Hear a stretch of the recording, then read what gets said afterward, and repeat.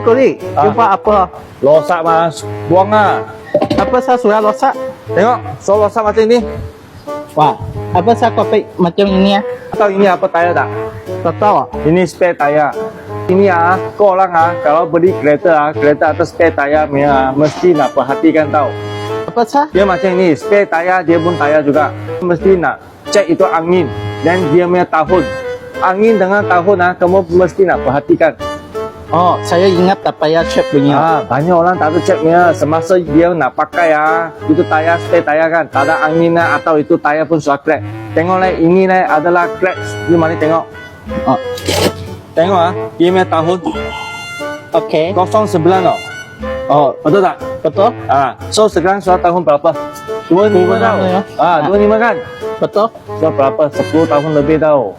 Mana boleh guna? Kerana spare tayar kan maksimum pun 7 tahun saja. Saya ajar korang satu tips Semasa kamu tukar tayar masa baru sikit maybe dia tak ada bunga saja, betul tak? Betul? Tapi dia tahun tak ada lama-lama boleh tukar pergi sport spare tayar. Oh, ini macam boleh. Ya, betul-betul. Semua itu spare tayar walaupun ada banyak bunga.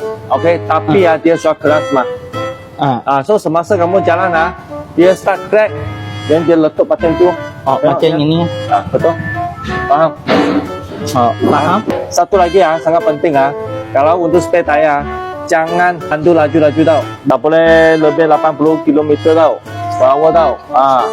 Oh, You tahu mengapa? kenapa? Kerana dia tayar kecil, ringan Kalau dia bagi satu tayar besar berat dan dia bagi ringannya, dan dia ringan, dia tak boleh tahan pandu laju-laju. Nanti dia koyak-koyak Faham? Faham?